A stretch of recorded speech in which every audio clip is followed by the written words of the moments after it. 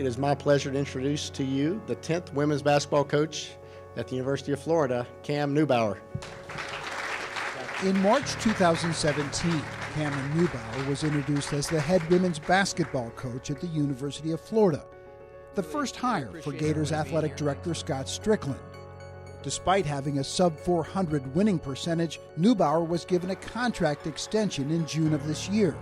But then in mid-July, this news broke. The Gator women's basketball team loses its head coach. Cam Newbauer stepping down today, citing personal reasons. It turns out there was more behind Newbauer's sudden resignation than personal reasons. Several former Gators who played under Newbauer told ESPN that for years their coach was emotionally, verbally, and at times even physically abusive. He threw basketballs at players. He would threaten to take away the freshman scholarship like every other practice.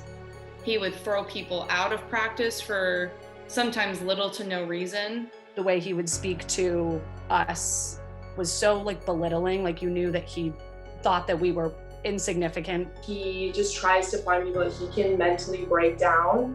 If there are 7 days in a week and you practice 7 of those days, I'm gonna say 6 of those days, somebody was teared up, somebody was gone to the locker room and kicked out because they couldn't do it anymore. Newbauer had previously coached at Belmont, where he led the Bruins to 2 NCAA tournaments. During his first year in Gainesville, former Gators players say, they were immediately struck by his language at practices. What types of things would he say to you in practice? Are you shitting me? Are you really that stupid? You don't even belong playing in the SEC. You shouldn't even be at a Division I school. Your parents would be ashamed of you. Haley Lorenzen was a senior captain during Newbauer's first season in Florida. He would demean you. He would make you question everything. I mean, there was a point where he got up and even was yelling in my face to a point where he made me stay in a drill, even though I was crying the entire time I was in a drill. It made a point to everybody else on the team that no one was safe from his toxicity. He would call us bitches. He would say that we're bitching and moping around. He threw a ball at someone who was recovering from a torn ACL, hit her in the leg. We were absolutely abused under his care. There is a very fine line between coaching and constructive criticism, and then there's being demeaning, bullying, flat out just being disrespectful. And Cam found himself on the other side of the line a lot more than that. Newbauer's former players also say he made racially insensitive comments about the hair and tattoos of several of the black players on his team. At one point, the former players say, Newbauer forced 3 players, all of whom are black, to throw away their clothing. He didn't like that they, wore baggier or men's clothing. And he felt as if they dressed like thugs. He told them to go in the locker room, throw all their clothes away.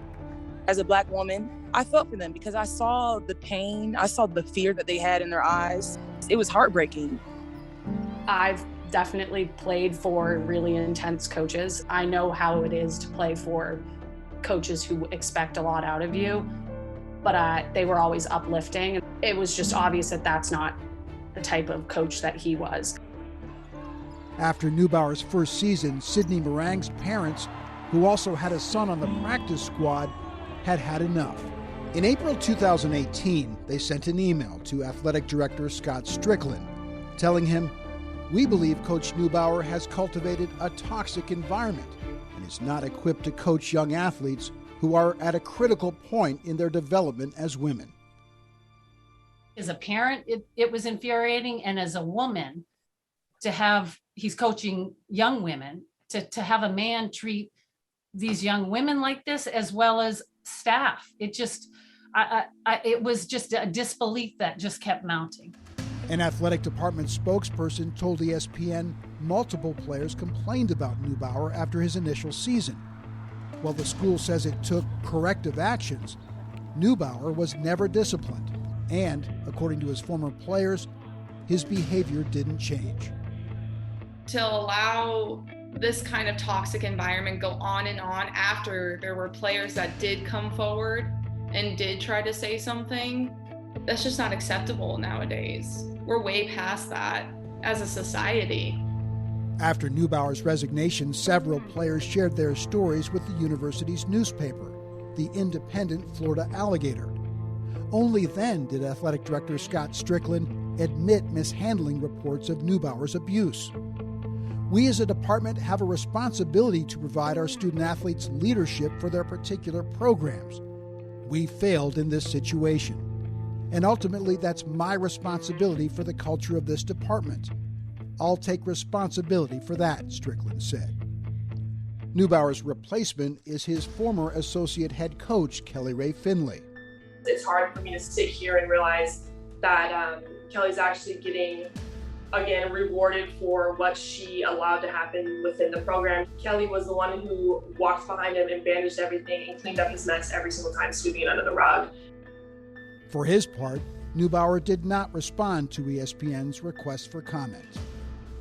I hope he apologizes. I don't know if that will ever be enough, but I think that owning his actions would be the closest retribution that he could give to his former players.